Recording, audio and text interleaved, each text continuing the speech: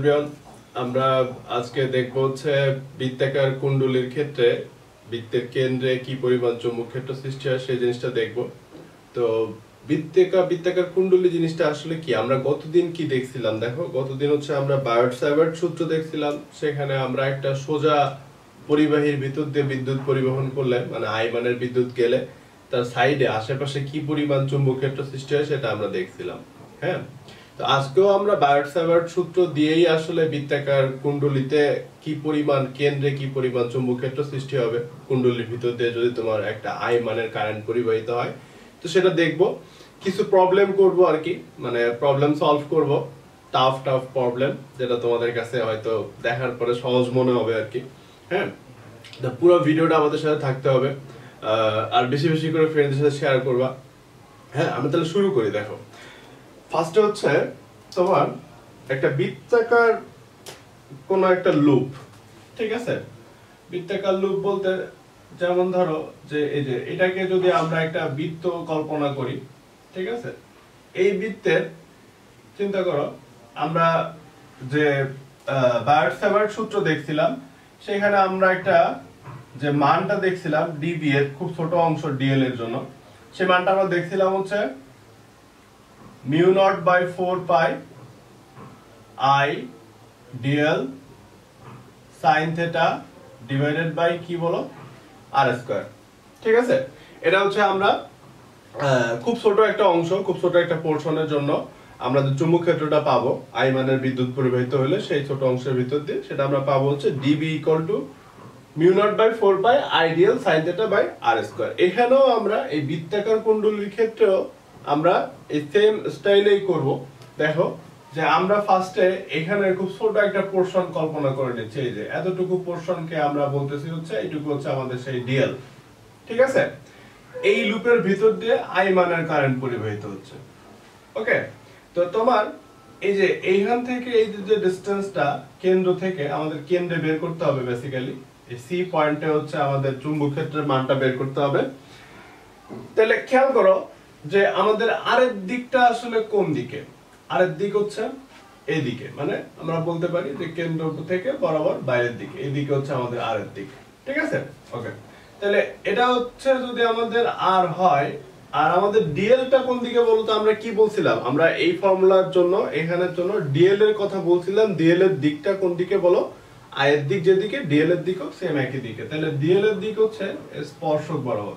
কি বরাবর বলো? স্পর্শক বরাবর। এদিকে হচ্ছে ডিএল এর দিক। ওকে, তো তুমি চিন্তা করো তো, থিটা বেসিক্যালি কি? থিটা হচ্ছে ডিএল আর আর এর মধ্যবর্তী কোণ। ঠিক আছে, তাহলে এই কোণটা কত ডিগ্রি বলো তো? এই কোণটা হচ্ছে 90 ডিগ্রি না? কত ডিগ্রি বলো? 90 ডিগ্রি। তাহলে বৃত্তের ক্ষেত্রে যে ডিবি যদি আমরা লিখতে চাই, তাহলে sin থিটার জায়গায় আমার কত লিখতে হবে? sin 90 ডিগ্রি লিখতে হবে। ওকে, তাহলে কি আসে দেখো তো, যে μ0/4 I dl sin 90 মানে তো 1, তো এটা লিখলাম না। ওকে, ডিভাইডেড বাই হচ্ছে কত আসছে বলো? r square. ডিভাইড বাই কত? r square. ঠিক আছে, তাহলে আমরা যদি এই ডিএল অংশের জন্য একটা ছোট একটা ডিবি আমরা পাইছি, তাহলে আমরা যদি পুরো সম্পূর্ণ যে একটা লুপ, এই লুপের তার পাশের ডিএল এর জন্য বের করলাম, তারপর তার পাশের ডিএল এর জন্য বের করলাম, তারপর তার পাশের ডিএল এর জন্য বের করলাম, দেখো তো প্রত্যেকটা ডিএল এর জন্য আমার কি আর এর মানের কি কোনো চেঞ্জ হচ্ছে? আর এর মানের কিন্তু কোনো চেঞ্জ হচ্ছে না, মানে আমরা এই যে এইটাকে আর বলতেছি আর কি। ঠিক আছে, এই জিনিসটাকে আর বলতেছি, তাহলে আর এর মানের কিন্তু কোনো পরিবর্তন নাই। হ্যাঁ, তাহলে আর কে আমরা কনস্ট্যান্ট ভ্যালু হিসেবে ধরে নিতে পারি। আমরা যেমন দেখো, একটু বোঝার, একটু রিকল করার চেষ্টা করো। আমরা যখন একটা সোজা তারের ক্ষেত্রে চিন্তা করছিলাম, সেখানে যখন বিভিন্ন জায়গায় ডিএলটা আমরা নিছিলাম, তো সেই ক্ষেত্রে কিন্তু তার পাশের বিন্দু থেকে ওই বিভিন্ন ডিএল এর যে দূরত্ব, সেগুলো কিন্তু একটা ভেরিয়েবল ছিল, মানে চেঞ্জ হয়ে যাচ্ছিল। হ্যাঁ, কিন্তু বৃত্তের ক্ষেত্রে কিন্তু সেই জিনিসটা আর হচ্ছে না। তাহলে দেখো, তাহলে আমরা এখন জাস্ট ইন্টিগ্রেশন করলেই পেয়ে যাব।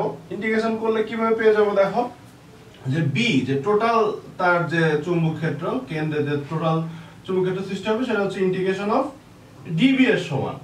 ওকে, তাহলে ইন্টিগ্রেশন অফ ডিবি মানে কি? যে integration of μ0/4 I dl by r square. ঠিক আছে, ওকে। তাহলে আমরা এই যে খেয়াল করো যে mu naught I by 4 pi r square, এই যে ভ্যালুটা I 4 pi r square mu naught, এগুলো কিন্তু কনস্ট্যান্ট। তাহলে শুধু ভ্যারিয়েবল কোনটা হলো ডিএল। হ্যাঁ, তাহলে আমাদের কি আসতেছে খেয়াল করি আমরা একটু, mu naught I by 4 pi r square. ঠিক আছে, এখন আমরা যদি ডিএল কে আমরা যদি ইন্টিগ্রেশন করি তাহলে আমরা কি পাবো বলো, 2 পাই আর। কি পাবো মানে আমরা যদি সম্পূর্ণ অংশের জন্য আমরা যদি চাই, সম্পূর্ণ অংশের জন্য যদি চাই, তাহলে আমরা ডিএল কে ইন্টিগ্রেশন করলে পুরো বৃত্তের পরিধি পাবো। বৃত্তের পরিধি কত বলো, 2 পাই আর। বৃত্তের পরিধি কত, 2 পাই আর। তাহলে আমাদের কি আসছে খেয়াল করি আমরা একটু, mu naught I divided by 4 pi r square into 2 pi r. ঠিক আছে, তাহলে 2 পাই 4 পাই কাটাকাটি করলে নিচে একটা 2 থাকে, এখানে একটা আর আছে, নিচে আর স্কয়ার আছে। তাহলে আর স্কয়ার আর আর যদি আমরা কাটাকাটি করি তাহলে আমাদের জিনিসটা এমন আসে যে mu naught I divided by কত বলো, 2 আর। ঠিক আছে, তো এখন আমাদের বইয়ে যে কুণ্ডলীর কথা বলা আছে, যে একটা যে কোনো একটা ধাতব পদার্থের উপরে যদি তার পেঁচানো থাকে, সেখানে যদি প্যাচ সংখ্যা যদি n হয়, হ্যাঁ প্যাচ সংখ্যা যদি n হয়, তাহলে আমরা বলতে পারি যে b ইকুয়াল টু হচ্ছে mu naught ni divided by 2 pi r, sorry 2 r। তো তাহলে n প্যাচ বিশিষ্ট ক্ষেত্রে তাহলে কি হবে বলো তো, b equal to mu naught ni divided by 2 r। এটা কিসের জন্য, এটা হচ্ছে n প্যাচ বিশিষ্টর জন্য আর কি, n প্যাচ বিশিষ্ট কুণ্ডলীর জন্য আর কি। ঠিক আছে, মানে যদি প্যাচ সংখ্যা nটা প্যাচ থাকে, nটা প্যাচ থাকে মানে কি, মানে আমার এরকম n সংখ্যক বৃত্ত থাকবে। ঠিক আছে, তুমি যদি একটু চিন্তা করো যে কোনো একটা জিনিসের উপরে যদি একবার প্যাচ দাও তাহলে n এর মান হচ্ছে 1। হ্যাঁ, আচ্ছা, তো এইখানে কিছু বোঝার ব্যাপার আছে। সেটা হচ্ছে কি, ধরো আমরা তো এখানে পুরো একটা ফুল একটা লুপের জন্য দেখছি, তাই না? তোমার ফুল একটা লুপ না থেকে যদি একটা অর্ধবৃত্ত থাকতো, কিংবা যদি একটা বৃত্তের 4 ভাগের 1 ভাগ অংশ থাকতো, কিংবা থিটা পরিমাণ অংশ থাকতো, তাহলে সেই ক্ষেত্রে আমাদের ফর্মুলাটা কেমন চেঞ্জ আসতো সেই ক্ষেত্রে ফর্মুলাটা। হ্যাঁ, এটা এখানে যে আমরা যে n mu naught ni by 2r যে n পাক বিশিষ্টর ক্ষেত্রে দিছি, এই ফর্মুলাটা দিয়েই কিন্তু আমরা করে ফেলতে পারি জিনিসটা। হ্যাঁ, মানে আমি তোমাকে যে জিনিসটা বোঝানোর চেষ্টা করতেছি সেটা হচ্ছে, দেখো আমরা একটু ছবি আঁকলে ব্যাপারটা একটু ক্লিয়ার হবে আর কি। হ্যাঁ, ধরো তোমার জিনিসটা এমন, মানে এখন পুরো একটা লুপ নাই, হ্যাঁ মানে অর্ধবৃত্ত আকারে আছে। কিভাবে আছে বলো, অর্ধবৃত্ত আকারে আছে। তাহলে চিন্তা করো, খেয়াল করো, আমরা এখানে সেই অর্ধবৃত্তের ভিতর দিয়ে আই মানের কারেন্ট পরিবাহিত হচ্ছে, আই মানের কারেন্ট পরিবাহিত হচ্ছে। ঠিক আছে, তাহলে তুমি এই কেন্দ্রে তোমার হচ্ছে যে চুম্বক ক্ষেত্র, সেই চুম্বক ক্ষেত্রের মানটা বের করতে বলছে। হ্যাঁ, তো খেয়াল করো তো যে সবকিছুই কিন্তু সেম আসতো, যে ছোট একটা অংশ যে ডিএল, এটা ঠিক আসতো। তাহলে চেঞ্জটা কোথায় হইতো, চেঞ্জটা হইতো হচ্ছে আমরা এই যে এই পর্যন্ত, এই পর্যন্ত সব সেম, জাস্ট এই integration of DL equal to 2 pi আর হইতো না। কি হইতো সেই ক্ষেত্রে বলো, পাই আর। যেহেতু অর্ধবৃত্ত তাইলে 2 পাই আর হইতো না, মানে পুরা বৃত্তের অর্ধেক, পরিধির অর্ধেক। তাহলে সমগ্র বৃত্তের পরিধি হচ্ছে 2 পাই আর, তাহলে অর্ধবৃত্তের পরিধি কত হবে বলো, পাই আর। হ্যাঁ, তাহলে আমরা বলতে পারি যে এই যে ভ্যালুটা আসছে মিউ নট আই বাই 2 আর, যেটা এটাকে আমরা 2 দিয়ে ডিভাইড করে দিলেই আমরা আমাদের অ্যানসারটা পেয়ে যাব। মানে আমাদের অ্যানসারটা হবে হচ্ছে মিউ নট আই বাই 4 আর। ঠিক আছে, মিউ নট আই বাই কত হবে এই ক্ষেত্রে, mu naught I by 4 r, mu naught I by 4 r. আগে ছিল 2 আর, এখন হচ্ছে 4 আর। এখানে জাস্ট হচ্ছে অর্ধবৃত্ত আছে আর কি। ঠিক আছে, তাহলে অর্ধবৃত্ত না থেকে যদি আমার এই কোশ্চেনটার অ্যানসার দাও তো তাহলে কি হবে, এই যে জিনিসটা হচ্ছে যদি 1/4 অংশ থাকতো, যদি 1/4 অংশ থাকতো, মানে জিনিসটা হচ্ছে এমন, এই যে একটা পুরো একটা বৃত্তের 4 ভাগের 1 ভাগ আছে এবং এর ভিতর দিয়ে আই মানের বিদ্যুৎ পরিবাহিত হচ্ছে। ঠিক আছে, তাহলে তোমাকে বলছে হচ্ছে এর কেন্দ্রে তার যে চুম্বক ক্ষেত্রের মান, সেই মানটা কত, ব্যাসার্ধ দেওয়া আছে, ব্যাসার্ধ ধরো আর দেওয়া আছে ব্যাসার্ধ। ঠিক আছে, তাহলে কি হবে বলো, তাহলে হচ্ছে আমরা পুরা বৃত্তের জন্য কি পাচ্ছিলাম দেখো, মিউ নট আই বাই 2 আর। তাহলে একটা বৃত্তের 4 ভাগের 1 ভাগের জন্য কি হবে, এই জিনিসটা 4 ভাগের 1 ভাগ, তখন কি হবে বলো, 1/4 into mu naught I by 2 r. মানে জিনিসটা হচ্ছে এমন, পুরা বৃত্তের জন্য তো mu naught I by 2r, তাহলে এটা তো একটা বৃত্তে 4 ভাগের 1 ভাগ, তাহলে আমরা এটাকে কি করব বলো 1/4 দিয়ে গুণ দিয়ে দিব। মানে জিনিসটা এই যে mu naught ni by 2r এর মতোই আর কি, মানে ওইখানে একটা বেশি সংখ্যক প্যাচ ছিল, এখানে হচ্ছে এক প্যাচের চেয়েও কম, ঠিক আছে? তাহলে তোমার প্যাচ সংখ্যা হচ্ছে কত, মানে যদি 1/4 থাকে তাহলে n এর মান হচ্ছে 1/4, যদি অর্ধবৃত্ত থাকে তাহলে n এর মান হচ্ছে হাফ, ঠিক আছে?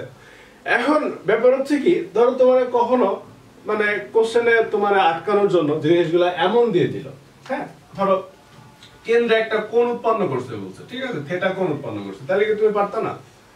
মানে ধরো এই যে এমন বলে দিছে, এটা কি 1/4 নাকি কত তা কিছু বলে দেয় না, ঠিক আছে? মানে তোমার বলছে যে কেন্দ্রে এই যে চাপটা, এই চাপটা হচ্ছে থিটা রেডিয়ান কোণ তৈরি করে। কত কোণ তৈরি করে বলো? Theta radian. এবং তোমাকে যে এই বৃত্তের যে ব্যাসার্ধ, সেই ব্যাসার্ধ দেওয়া আছে, বুঝে গেছে? ওকে, তো খেয়াল করো যে এটাও কিন্তু এই যে এই পর্যন্ত কিন্তু সেম আসবে, হ্যাঁ, এই পর্যন্ত কিন্তু সেম আসবে। আমরা যদি একটু চিন্তা করি তাহলে এই যে mu naught I by 2r, এই অংশটুকু আমরা পাইছি কত ডিগ্রি অ্যাঙ্গেলের জন্য? আমরা তো এখানে অ্যাঙ্গেলের সাথে কম্পেয়ার করতেছি, তাই না? মানে আগের সাথে তুমি যদি এই কেসটা যদি কম্পেয়ার করো তাহলে বুঝতে পারবা জিনিসটা, যে আগে তুমি একটা পুরাপুরি একটা বৃত্তাকার লুপের জন্য বের করছিলা, কত বের করছিলা? Mu naught I by 2r, এক প্যাচ বিশিষ্ট কোন একটা জিনিসের ক্ষেত্রে। এখন হচ্ছে এক প্যাচের চেয়েও কম, কিন্তু আর হচ্ছে কি যে তারা কেন্দ্রে থিটা কোণ তৈরি করে, মানে এতটুকু চাপের জন্য হচ্ছে তোমার চুম্বক ক্ষেত্র বের করতে বলছে কেন্দ্রে, ঠিক আছে? তাহলে আমরা কি, আমরা হচ্ছে এখন অ্যাঙ্গেলের সাথে কম্পেয়ার করব। তাহলে চিন্তা করো তো যে পুরা বৃত্তের ক্ষেত্রে কেন্দ্রে কত রেডিয়ান কোণ তৈরি করছিল? 2 পাই রেডিয়ান। বুঝতে পারছো? যে তাহলে 2 পাই রেডিয়ানের জন্য আমাদের যে চুম্বক ক্ষেত্রের মান সেটা আসছিল হচ্ছে mu naught I by 2r। কত আসছে? 2 পাই রেডিয়ানের জন্য আমাদের এই যে এই ভ্যালুটা আসছে mu naught I by 2r, ঠিক আছে? তাহলে অন রেডিয়ানের জন্য কত হবে বলো? অন রেডিয়ানের জন্য হবে হচ্ছে mu naught I by 2r, তো নিচে আছে, 2 পাই নিচে চলে যাবে, তাহলে আসবে হচ্ছে 4 পাই r, ঠিক আছে? তাহলে থিটা রেডিয়ানের জন্য কত হবে বলো? থিটা রেডিয়ানের জন্য হবে হচ্ছে mu naught I theta divided by 4 pi r, বুঝে গেছে? Mu naught I theta divided by 4 pi r। একটু চিন্তা করো তো যে পুরা বৃত্ত হইলে থিটার মান কত হইতো? রেডিয়ানে বসাইলে 2 পাই, তাহলে 2 পাই 4 পাই কাটাকাটি করে কত হইতো বলো? মিউ নট আই বাই সেই 2r এ আসতো কিন্তু, বুঝা গেছে? তাহলে আমরা যে কিছুক্ষণ আগে যে দেখছিলাম যে একটা বৃত্তের অর্ধেকের ক্ষেত্রে, তাহলে অর্ধেকের ক্ষেত্রে থিটার মান কত? পাই। পুরা বৃত্তটা যদি 2 পাই হয় তাহলে অর্ধবৃত্ত কত? পাই। তাহলে আমরা যদি থিটার মান যদি তুমি পাই বসাও তাহলে তোমার mu naught I by 4r আসে, যেটা আমরা কিছুক্ষণ আগেই দেখছিলাম। তো তুমি তাহলে কোন জিনিসটা আসলে মাথায় রাখবা? হ্যাঁ, এইখানে হচ্ছে mu naught I by mu naught ni by 2r, ঠিক আছে? তো যে থিটাটা দেওয়া থাকবে সেই থিটাটা হচ্ছে 2 পাই এর কত অংশ, মানে আমাদের এখানে n এর ভ্যালু হচ্ছে n ইকুয়াল টু হচ্ছে থিটা বাই 2 পাই। অবশ্যই খেয়াল রাখতে হবে যে থিটা হচ্ছে তোমার কিসে বলো? রেডিয়ানে। থিটা কিসে বলো? রেডিয়ানে, বুঝে গেছে? মানে জিনিসটা হচ্ছে এমন, যখন অর্ধবৃত্ত বলতেছে তখন তুমি কিন্তু বুঝতে পারতেছো তোমার থিটার মান রেডিয়ানে হচ্ছে পাই। যখন একটা বৃত্তের 4 ভাগের 1 ভাগ বলতেছে তখন তুমি থিটার মান কত বলতেছো বলো? Pi by 2।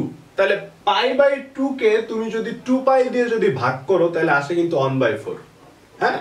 আর আমরা যদি এই যে b equal to mu naught ni by 2r টা যদি মনে রাখি, একটু মাথায় রাখি, তাহলে কিন্তু আমরা এই জিনিসটা সুন্দর মতো বুঝতে পারবো। ওকে, তো জিনিসটা হচ্ছে কি, আমরা কিন্তু ডিরেকশনটা দেখি নাই, তাহলে কি বৃত্তের ক্ষেত্রে ডিরেকশনটা কোন দিকে থাকবে এই জিনিসটা বোঝাটাও ইম্পর্টেন্ট।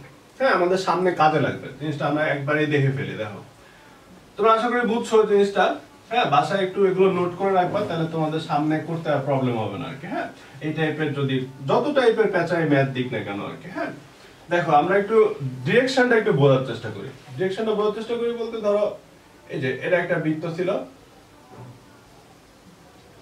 এটা তোমার সেই বৃত্তটা ছিল। তো এই বৃত্তে হ্যাঁ, যদি কারেন্টের ডিরেকশন যদি এই দিকে থাকে তাহলে কেন্দ্রে চুম্বক ক্ষেত্রের ডিরেকশনটা কোথায় হবে আর কি? এই যে কেন্দ্রে তোমাদের চুম্বক ক্ষেত্রের ডিরেকশন সেটা কোথায় হবে?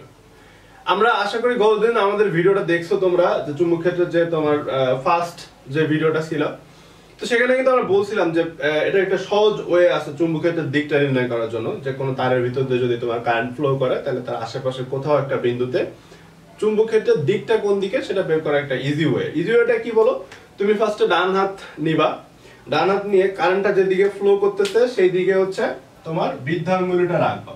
হ্যাঁ, বৃদ্ধাঙ্গুলিটা রেখে দেখো এখানে কারেন্টটা ফ্লো করতেছে কোন দিকে, এইদিকে। হ্যাঁ, আমরা বের করতে যাচ্ছি কোন বিন্দু, চুম্বক ক্ষেত্রের দিক, এই বিন্দুতে। তাহলে আমরা কি করব, এই যে আমরা কারেন্টের দিকে আমরা বৃদ্ধাঙ্গুলিকে রাখলাম, রাখার পর আমরা বাকি আঙ্গুলগুলোকে ওই পয়েন্টের দিকে ঘোরাবো। তাহলে দেখো তো ঘোরাইলে ওই পয়েন্টের দিকে আমার বাকি আঙ্গুলগুলো কি কোন দিকে যাচ্ছে, ওই পয়েন্টে ভিতর দিকে যাচ্ছে না?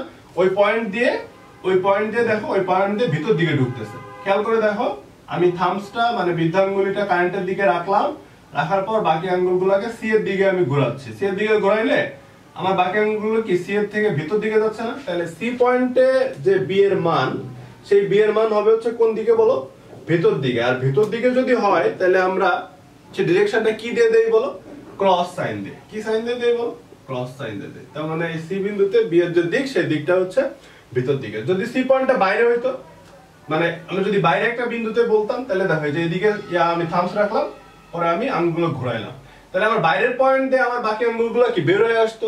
তাহলে আমার বাইরে যদি কোনো একটা পয়েন্ট থাকতো, সেই পয়েন্টটা আমার বি এর দিকটা কি হইতো বলো, বাইরের দিকে, এবং সেটাকে আমরা ডট দিয়ে দেখাইতাম আর কি।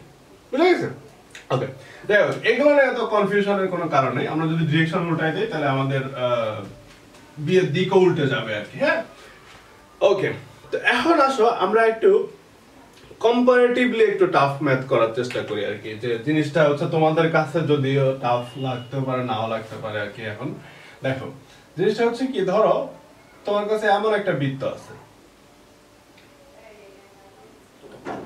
এবং এই বৃত্তের ভিতরে আরেকটা বৃত্ত আছে। ধরো এই বৃত্তের ভিতরে আরেকটা বৃত্ত আছে, বুঝা গেছে? এই দুইটা বৃত্ত মানে বৃত্ত না তো ঠিক, এটা হচ্ছে দুইটাই হচ্ছে পরিবাহী তার, মানে বৃত্তাকার কুণ্ডলী। জিনিসটা এমন, একটা দিয়ে হচ্ছে ক্লকওয়াইজ কারেন্ট ফ্লো করতেছে, ধরো আই মানের কারেন্ট ফ্লো করতেছে, আর একটা দিয়ে হচ্ছে অ্যান্টি ক্লকওয়াইজ কারেন্ট ফ্লো করতেছে। মানে বাইরের বৃত্ত দিয়ে হচ্ছে অ্যান্টি ক্লকওয়াইজ কারেন্ট ফ্লো করতেছে, ভিতরের বৃত্ত দিয়ে হচ্ছে ক্লকওয়াইজ কারেন্ট ফ্লো করতেছে, এবং প্রত্যেকটা বৃত্তের ব্যাসার্ধ দেওয়া আছে। এই বৃত্তের ব্যাসার্ধ মনে করো দেওয়া আছে হচ্ছে r1, এই বাইরের বৃত্তের ব্যাসার্ধ মনে করো তোমার দেওয়া আছে হচ্ছে r2। বুঝা গেছে? এখন তোমাকে বলছে যে কেন্দ্রে যে চুম্বক ক্ষেত্রের তৈরি হবে, সেই চুম্বক ক্ষেত্রের মান ও দিক বের করতে বলছে। ঠিক আছে? ওকে, তো তাইলে খেয়াল করো যে আমরা কিভাবে করে বের করতাম। আমরা কিছুক্ষণ আগে বৃত্তাকার কুণ্ডলীর জন্য একটা পাকের জন্য তোমার কি পরিমাণ চুম্বক ক্ষেত্র সৃষ্টি হবে সেটা আমরা দেখছি। তাইলে বাইরের বৃত্তের জন্য তোমার যে চুম্বক ক্ষেত্র সৃষ্টি হবে সেটাকে যদি আমরা b1 ধরি, তাহলে b1 ইকুয়াল টু আমরা কি লিখতে পারি বলো, mu naught I divided by 2 into r2। বাইরের বৃত্তের ব্যাসার্ধ হচ্ছে r2 লিখে দিলাম।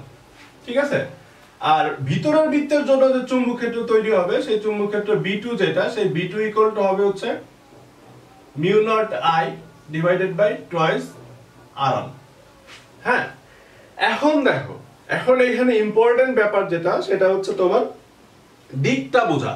হ্যাঁ, দিকটা বোঝাটা হচ্ছে ইম্পর্টেন্ট। তাহলে আমরা দিকটা কিভাবে বের করব বলো তো?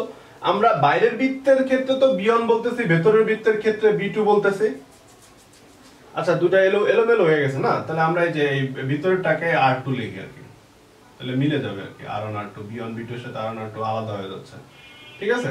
তাহলে এই যে এটা বাইরের বৃত্তকে আমরা হচ্ছে ধরো r1 ধরলাম, বড় বৃত্তকে, ছোট বৃত্তকে ধরো r2 ধরছি। তাহলে b2 আর r2 সেম, তাহলে এলোমেলো হবে না আর কি, তোমাদের বোঝার সুবিধার জন্য বললাম। ওকে, তো এখন দেখো এই আমরা যদি বাইরের বৃত্তের b1 এর দিকটা কোন দিকে, এই সেন্টারের b1 এর দিকটা কোন দিকে সেটা যদি দেখতে চাই, তাহলে আমরা আমাদের থাম্বসটাকে এই কারেন্টের ডিরেকশনে রাখলাম।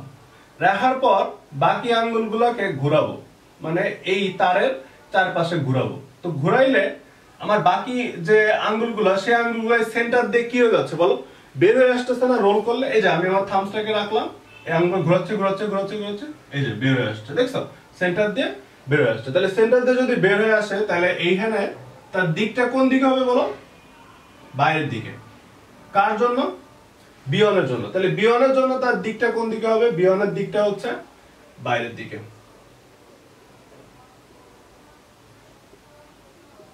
বাইরের দিকে, ঠিক আছে। তারপর দেখো, তারপর হচ্ছে B2 এর জন্য আমরা কি করব বলো? B2 এর জন্য আমাদের সেম, B2 তে আমরা আমাদের কারেন্টের ডিরেকশনটা কোন দিকে? এইদিকে। তাহলে আমরা আমাদের থাম্বসটাকে রাখলাম, এই যে এইভাবে করে রাখলাম, দেখো এইভাবে করে থাম্বসটাকে কারেন্টের দিকে রাখলাম, বাকি আঙ্গুলগুলোকে ঘোরাচ্ছি। তাহলে আমার বাকি আঙ্গুলগুলা সি দিয়ে কি ভেতর দিকে ঢুকতেছে, বাকি আঙ্গুলগুলো সি দিয়ে কি মানে কেন্দ্র দিয়ে কি বলো? ভেতর দিয়ে ঢুকতেছে। তাহলে ভেতর দিয়ে ঢুকলে তাহলে B2 এর ডিরেকশনটা কোন দিকে হবে? ভিতর দিকে। তাহলে দুইটা যেহেতু পরস্পর বিপরীত, তাহলে আমরা কি করব বলো? বিয়োগ করব একটা থেকে একটা। হ্যাঁ, 180 ডিগ্রিতে। তাহলে আমাদের যে বি নেট বি যেটা, সেটা হবে হচ্ছে তোমার B2 মাইনাস B1। আচ্ছা, B2 মাইনাস B1 কেন হবে বলো তো? B2 বড়, B1 ছোট। কেন? কারণ এই μ0I/2 দুটার সাথেই আছে। তাহলে বড় কোনটা? বড় হচ্ছে R1, মানে R1 R2 এর ভিতরে হচ্ছে R1 বড়, R2 হচ্ছে কি বলো? ছোট। তাহলে আমি একটা সেম ভ্যালুকে যখন ছোট একটা ভ্যালু দিয়ে ভাগ করি, তখন হচ্ছে আমি বড় মান পাই। বুঝতে পারছো? মানে আমি R2 দিয়ে ভাগ করতেছি তো μ0I/2 কে, তাহলে আমার এই B2 টা কি হবে বলো? বড় হবে। কোনটা থেকে? B1 থেকে। তাহলে আমাদের এই B নেট যেটা, B নেটের ডিরেকশনটা কোন দিকে হবে? হ্যাঁ, B নেটের ডিরেকশন হবে হচ্ছে ভিতর দিকে। তাহলে আলটিমেটলি এই পুরো সিস্টেমের যে চুম্বক ক্ষেত্র, সেই চুম্বক ক্ষেত্র কোন দিকে ক্রিয়া করবে বলো? ভেতর দিকে ক্রিয়া করবে। এবং তার মান কত হবে? মান যদি আমরা এই যে μ0I/2 যদি কমন নেই, তাহলে আমাদের ভ্যালুটা এমন আসে 1/R2 মাইনাস 1/R1। ঠিক আছে? এই যে এই টাইপের যে কনসেপ্টগুলো, এই কনসেপ্টগুলো দিয়ে কিন্তু প্রায় অঙ্ক আসে, ম্যাথ আসে, সামনে এবারও আসতে পারে পরীক্ষায়, বিভিন্ন অ্যাডমিশন পরীক্ষায়। আমরা সামনে দেখি, দেখো। তাহলে আমরা যদি এই টাইপের আরো কিছু প্রবলেম দেখার চেষ্টা করি, ধরো তোমার এই যে এমন একটা সেমি সার্কুলার লুপ আছে, এটাকে একটা প্লেটের মতো চিন্তা করা যায়। মানে এই যে জিনিসটা হচ্ছে কি, এটা হচ্ছে একটা কুণ্ডলী, হ্যাঁ, যার এইখানেও কারেন্ট যাচ্ছে, যে এইখানেও কারেন্ট যাচ্ছে, এখানেও কারেন্ট যাচ্ছে, এখানে কারেন্ট যাচ্ছে, এখানে কারেন্ট যাচ্ছে, এখানে কারেন্ট যাচ্ছে, এখানে কারেন্ট যাচ্ছে, এবং এই কারেন্টটা এইভাবে করে ঘুরতেছে, রোটেট করতেছে, রিভলভ করতেছে। ঠিক আছে? তাহলে তোমার এই সেন্টারে তোমার কি পরিমাণ চুম্বক ক্ষেত্র সৃষ্টি হবে এটা বলছে বের করতে। তোমার এই জিনিসটা দেওয়া আছে, এই যে এইখান থেকে এই যে ডিসটেন্সটা, মানে ভিতরের বৃত্তের যে ব্যাসার্ধ, সেই ব্যাসার্ধটা দেওয়া আছে, এবং বাইরের বৃত্তের ব্যাসার্ধ দেওয়া আছে। বাইরের বৃত্তের ব্যাসার্ধ মনে করে দেওয়া আছে হচ্ছে B। ঠিক আছে? এবং এর ভিতর দিয়ে I মানের কারেন্ট ফ্লো করছে। তোমরা বুঝছো কিনা জানি না, দেখো এই যে এখান দিয়ে I ফ্লো করে এদিক দিয়ে ফ্লো করে এদিক দিয়ে ফ্লো করে, আবার এইভাবে করে ফ্লো করে, মানে একটা লুপের ভিতর দিয়ে পুরো জিনিসটা ফ্লো করতেছে। ঠিক আছে? ওকে, তাহলে আমরা এইখানে টোটাল কয়টা পার্ট চিন্তা করব? আমরা এখানে চিন্তা করব টোটাল পার্ট হচ্ছে 4টা। কেন 4টা পার্ট? দেখো, বাইরের একটা অর্ধবৃত্ত, ভিতরের একটা অর্ধবৃত্ত, তার জন্য একটা বৃত্ত তৈরি হবে। আর এখানে সোজা দুইটা পোরশন আছে, যার ভিতর দিয়ে বিদ্যুৎ পরিবাহিত হচ্ছে। এই যে এই পাশে ছোট একটা পোরশন, এই পাশে ছোট একটা পোরশন। তো এই দুইটা পোরশনের জন্য আসলে তুমি চুম্বক ক্ষেত্র পাবা কি পাবা না, সেটা কিন্তু আমরা গত দিনের যে ভিডিওটা, সেখানে কিন্তু আমরা দেখছিলাম। একটু খেয়াল করো, দেখো আমরা আরেকবার একটু রিকল করি, যে এইটা যদি তোমার সেই তার হইতো, এই তার থেকে একটা নির্দিষ্ট দূরত্বে তুমি একটা বিন্দুতে চুম্বক ক্ষেত্র বের করতেছিলা, তাই না? তাহলে এই বিন্দুটা, এইখানে তুমি যে φ1 আর φ2 বলতেছিলা, এটাকে বলতেছিলা ধরো φ1, এটাকে বলতেছিলা হচ্ছে φ2। এই তারের ভিতর দিয়ে মনে করো যদি I মানের বিদ্যুৎ পরিবাহিত হয়, তাহলে তোমার যে B এর মান, সেই B এর মান হচ্ছে μ0/4π ইনটু I/a ইনটু হচ্ছে sin φ1 প্লাস sin φ2। একটু খেয়াল করো যে যদি পয়েন্টটা, এই P পয়েন্টটা যদি এই তার পাশে না হয়ে, যদি তার বরাবর কোন একটা বিন্দুতে জায়গা হইতো, মানে এখানে উপরে কিংবা নিচে যে জায়গায় হোক না কেন, তাহলে আমরা যদি তার প্রান্ত বিন্দুগুলো যোগ করতাম, তাহলে সেই ক্ষেত্রে φ1 এর মান, φ2 এর মান, দুইটার মানে কিন্তু কি আসতো বলো? 0 আসতো। কত আসতো বলো? 0 আসতো। সেটা যে জায়গায় হোক না কেন, P বিন্দুটা উপরে হোক আর নিচে হোক। মানে আমি যেটা বলতেছি, P বিন্দু থেকে একটা প্রান্ত যোগ করব, আবার P বিন্দু থেকে তার আরেকটা প্রান্ত যোগ করব, তাইলে না আমরা φ1 আর φ2 পাবো, তাই না? মানে আমরা এখানে যেটা করতেছিলাম, যে P বিন্দু থেকে একটা সাইড যোগ করছি, P বিন্দু থেকে আরেকটা সাইড যোগ করছি, তাহলে হচ্ছে আমরা φ1 আর φ2 পাইছি। কিভাবে? এই লম্বের সাথে P বিন্দু থেকে তার উপর লম্ব আঁকলে উপরে নিচে যে দুটো কোণ উৎপন্ন করে সেই দুটো কোণই আসলে বেসিক্যালি ছিল হচ্ছে φ1 আর হচ্ছে φ2। হ্যাঁ, তাহলে আমরা কি শিখলাম বলো, যে কোন একটা বিন্দু যদি তার বরাবর অবস্থিত হয় তাহলে ওই বিন্দুতে কোনো চুম্বক ক্ষেত্র থাকে না।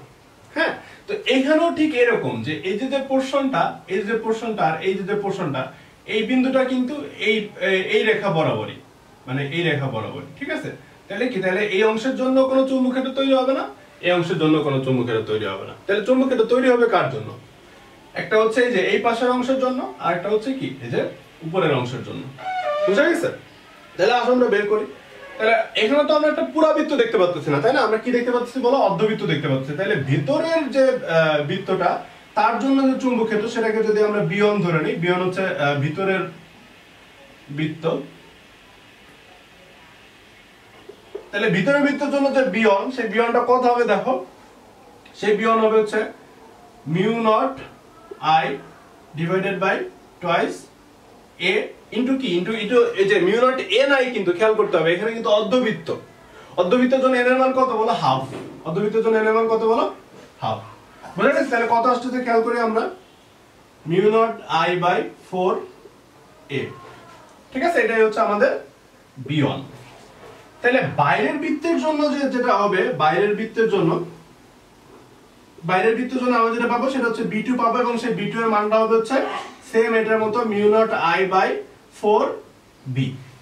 ঠিক আছে, কিন্তু বিয়ন b2 এর দিকটা কিন্তু আলাদা হবে। এই যে গত কিছুক্ষণ আগে আমরা করছি, যে দুইটা বৃত্ত করছি, ভিতরের বৃত্ততে একদিকে কারেন্ট প্রবাহিত হচ্ছে, বাইরের বৃত্ততে আরেকদিকে কারেন্ট প্রবাহিত হচ্ছে। তাহলে সেই ক্ষেত্রে কিন্তু আমরা বিয়ন আর b2 কি করছি বলো? বিয়োগ করছি। তো এই ক্ষেত্রে বিয়োগ করতে হবে, দেখো আমরা সেম একই স্টাইলে ভিতরের বৃত্তের কারেন্টের দিকটা এইদিকে, এইদিকে। তাহলে আমরা থাম্বসটা এইভাবে রাখলাম, রেখে এভাবে করে ঘোরালাম। তাহলে কোন দিকে যাচ্ছে? ভিতর দিকে যাচ্ছে, ভিতরের বৃত্তের জন্য। আর বাইরের বৃত্তের জন্য থাম্বসটাকে যদি এইভাবে রাখতাম, তাহলে আমি যদি পরে আমার বাকি আঙ্গুলগুলোকে ঘোরাইতাম, তাহলে কি এই সেন্টার দিয়ে, মানে এই কেন্দ্র দিয়ে বাকি আঙ্গুলগুলো বের হয়ে আসতো। তাহলে বাইরের বৃত্তের জন্য আমার যে b2, সেই b2 এর দিকটা কোন দিকে হইতো বলো? বাইরের দিকে। তার মানে এটার জন্য হচ্ছে কোন দিকে? এটার জন্য হচ্ছে ভিতরের দিকে, আর এটার জন্য হচ্ছে কোন দিকে বলো? এটার জন্য হচ্ছে বাইরের দিকে। বুঝা গেছে? তাহলে আমাদের যে নেট বি নেট যেটা, বি নেটটা কত হবে বলো? বি নেটটা হবে হচ্ছে তোমার b1 মাইনাস b2। যেহেতু b1 বড়, বোঝাই যাচ্ছে a হচ্ছে ছোট, b হচ্ছে বড়, তাহলে আমি a কে দিয়ে যদি ভাগ করি তাহলে হচ্ছে কি আমি বড় মানটা পাবো। বুঝছো? ওকে, তো এখন আসো, আমরা গতদিন কিন্তু অসীম দৈর্ঘ্যের সোজা তারের জন্য তোমার যে চুম্বক ক্ষেত্রের মানটা কত হবে সেটা কিন্তু আমরা কিন্তু দেখছিলাম। হ্যাঁ, তো অসীম দৈর্ঘ্য মানে কি, দেখো তুমি যে বিন্দুতে চুম্বক ক্ষেত্র বের করছিলা, তার ডান পাশেও মানে তার নিচের দিকেও তারের কোনো শেষ নাই, উপর দিকেও তারের কোনো শেষ নাই। এখন দেখো, এখন জিনিসটা যদি এমন হয়, তুমি যদি তারের একটা অসীম দৈর্ঘ্যের তারের এক প্রান্ত থেকে একটা নির্দিষ্ট লম্ব দূরত্বে একটা বিন্দুতে চুম্বক ক্ষেত্রের মানটা বের করতে যাও, তাইলে কিন্তু তোমার যে mu naught I by 2 pi আর, মানে জিনিসটা কিন্তু এমন হবে না। মানে আমরা সোজা তারের কথা বলতেছি আর কি। হ্যাঁ, দেখো ছবিতে দেখার চেষ্টা করি আমরা একটু, এটা মুছে দেই। হ্যাঁ, ওকে,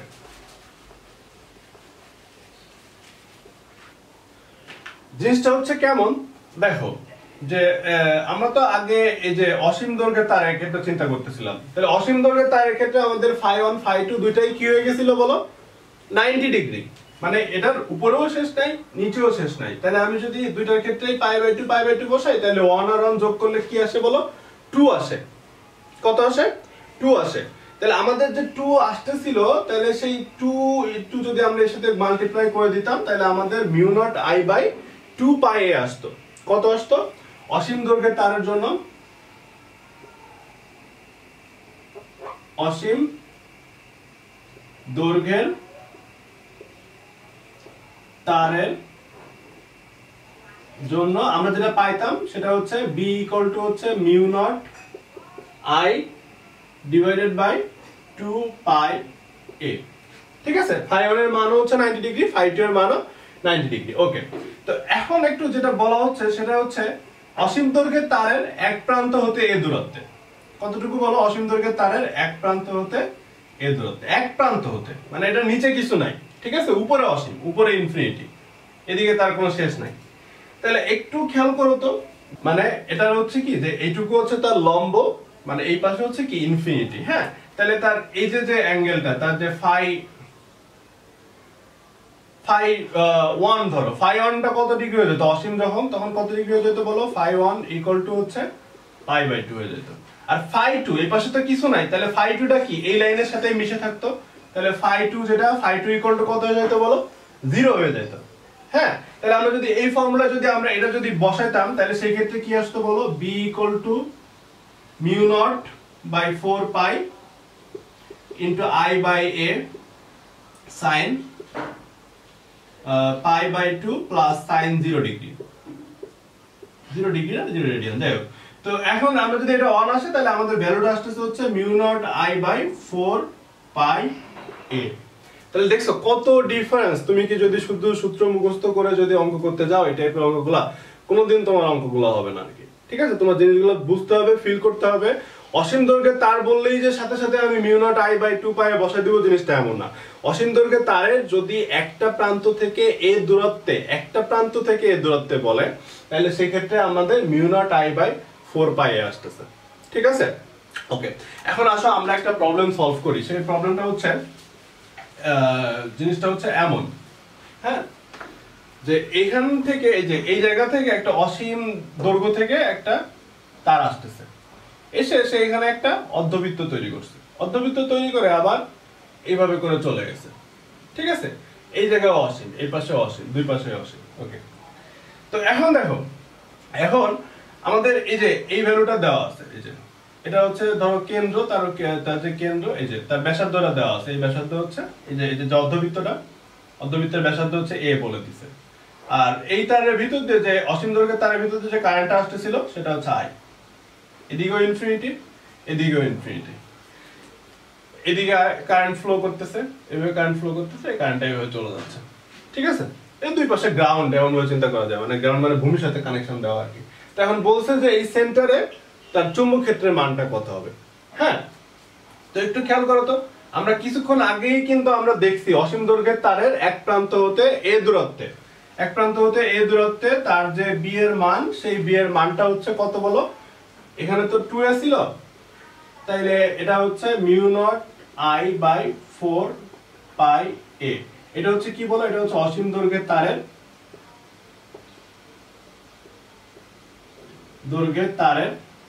এক প্রান্ত হতে এ দূরত্বে, এক প্রান্ত হতে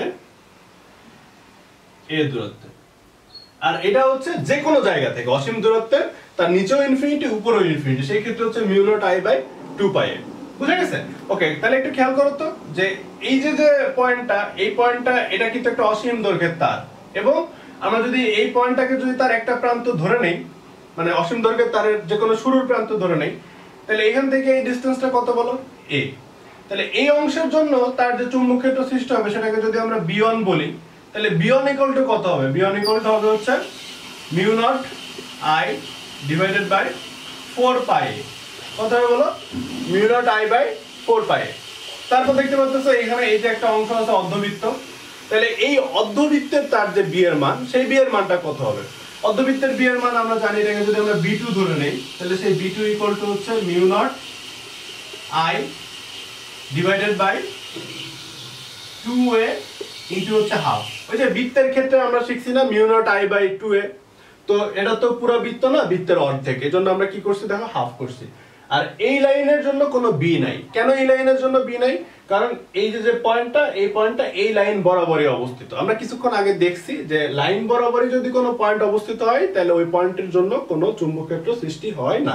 ঠিক আছে, তাহলে আমাদের এই পয়েন্টের জন্য যে b3 যদি তৈরি হইতো, এখানে আই কারেন্ট ফ্লোর জন্য, তাহলে আমাদের সেই b3 এর মান কত হইতো বলো? 0 হইতো। এখন আসলে আমরা ডিরেকশনটা বোঝার চেষ্টা করি।